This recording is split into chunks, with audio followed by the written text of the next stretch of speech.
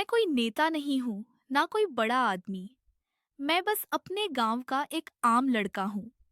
मैंने कभी नहीं सोचा था कि सच बोलने की इतनी बड़ी कीमत चुकानी पड़ेगी।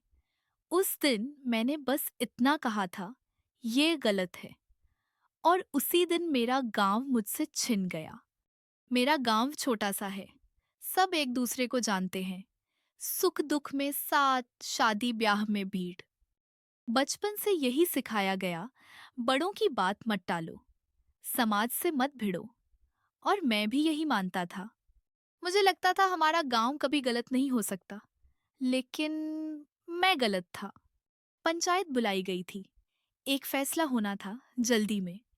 सब लोग थे, बुजुर्ग, रिश्तेदार, पड़ोसी। सामने एक लड़का खड़ा था। उसकी गलती बस इतनी थी, उसने सवाल पूछा था।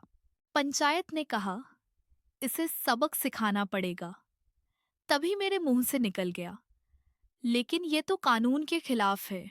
सबकी नजर मुझ पर आ गई, जैसे मैंने कोई गुनाह कर दिया हो। उस दिन कोई चिल्लाया नहीं, बस नजरें बदल गईं। अगले दिन चाय की दुकान पर मेरी कुर्सी खाली थी। कोई बैठा नहीं। बच्चे मुझसे दूर रहने लगे और रिश्तेदारों ने धीरे धीरे रास्ता बदल लिया। मैंने तब समझा, सजा हमेशा डंडे से नहीं मिलती। घर पहुंचा तो माँ चुप थी। पिता ने कहा, बेटा, क्यों बोल पड़े? उनकी आवाज में गुस्सा नहीं था, डर था।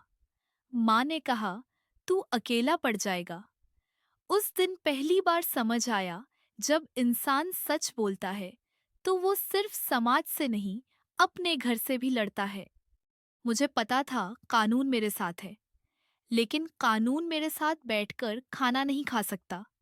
कानून मेरे बच्चों से बात नहीं करेगा। गांव में रहने के लिए सिर्फ सच नहीं, साथ चाहिए होता है। और मेरे पास साथ खत्म हो चुका था। सब जानते थे, फिर भी चुप।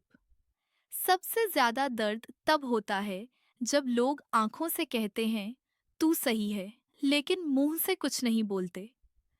उस दिन मुझे समझ आया, समाज गलत नहीं होता, समाज डरपोक होता है। आज मैं फिर पूछता हूँ। आज मैं आपसे कोई सलाह नहीं मांगता। मैं बस एक सवाल छोड़ता हूँ, अगर उस दिन मेरे साथ कोई एक और खड़ा हो जाता, तो क्या कहानी बदल जाती?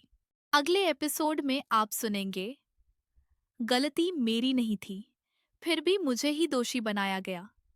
क्योंकि चुप लोगों की कहानियां अभी खत्म नहीं हुई हैं। सच अकेला नहीं होता, हम उसे अकेला छोड़ देते हैं।